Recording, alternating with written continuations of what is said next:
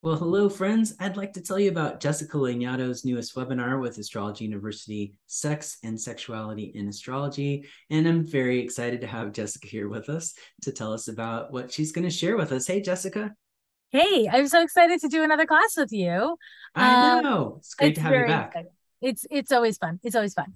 So this class, I'm really excited to teach it because when I wrote my book, Astrology for Real Relationships, I really wanted to include sex and sexuality in it, but it was kind of like its own book, it kind of didn't work to include it.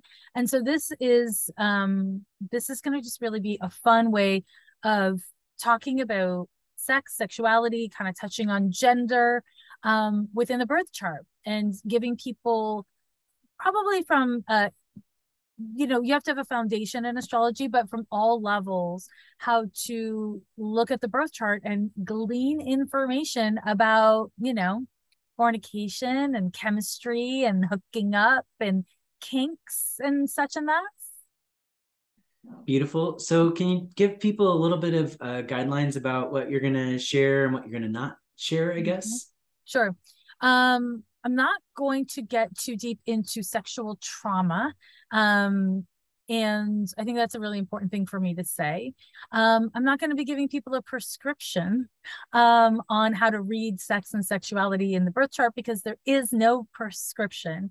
So we won't necessarily be giving out, simple, easy answers in this class. But I will be empowering students to look at a birth chart and have a sense of where to look for sex and sexuality issues, what a person is inclined to like, from what parts of our nature we engage in sex with others, sex with ourselves, and yeah, how to have a more healthy and aligned relationship to our sexualities, our bodies, what we enjoy, that kind of good stuff. And yeah, I'm really excited about it. It's kind of a big topic, but I'm into it.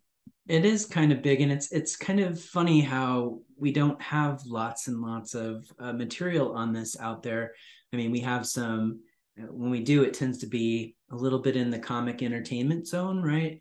I Mhm. guess that's just maybe something to do with our culture too, and our puritanical roots and all that. Yes. But I'm curious if before we wrap up today, if you could just tell folks a little bit about something you alluded to earlier, where you said if this wasn't going to be prescriptive, because what I have seen over the years in astrology, when there is a talk about sex, I've seen some things like how to find out if you're gay in the horoscope. There were some astrologers in the 60s and 70s trying to do stuff like that, and getting into that prescriptive zone, which there are so many reasons to not kind of go there with many topics in astrology. But can you tell folks a little bit more about that and why you don't go there?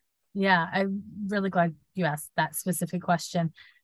Looking for a prescription or like an astrology answer about why someone's gay, uh, basically is centering heterosexuality. Looking for a prescription on why somebody's trans or non-binary is based on a presumption of everyone being cis.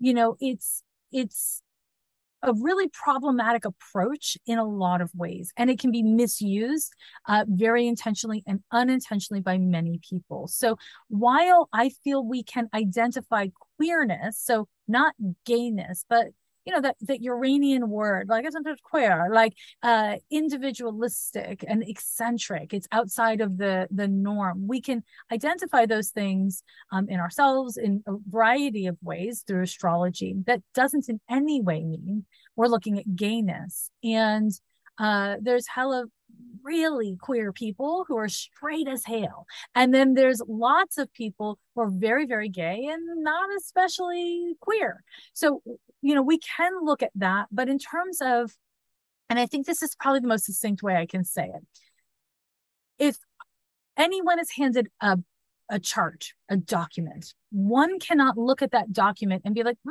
this is an event chart. This is a man's chart. This is a woman's chart. You can't do it.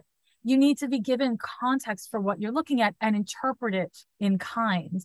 And that's just astrology for you. And I don't think that is a limitation. It's just the reality. And so to be able to predict gayness or straightness, yeah, why would we do that? Like it doesn't work.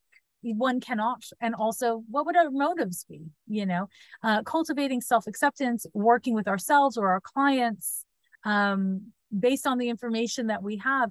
To me, that's the best use of astrology. And also it allows us to not waste a lot of time trying to predict into things that we could simply like ask someone, you know. So that's my little hot take on that, and something, people who come to the class should be aware of. Beautiful. Well, thanks so much, Jessica. And if you are interested in picking up on some of Jessica's amazing insights, if you've been to some of her webinars before, or maybe you listen to her amazing podcast, you know what you're in for. Really, some really great material, as well as having a lot of fun. We will have a lot of fun, I promise. Join us at Astrology University. You can head over to astrologyuniversity.com/events to learn more and sign up. If you happen to be watching this video after we've already run the webinar here in 2022, then you can just type in Jessica Lanyadoo into the search field of any page of the website at Astrology University, and you can find her talks and sign up for this one and get the download instantly. Again, it is called Sex and Sexuality in Astrology. We aren't able to advertise this one on Facebook because of the title, but that is what you should be looking for on our website for sure.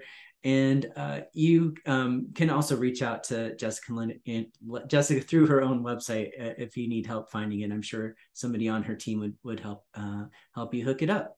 All right. Well, thanks so much for joining me today, Jessica. It's great to see you, and I look forward to seeing some of you very soon. Yay.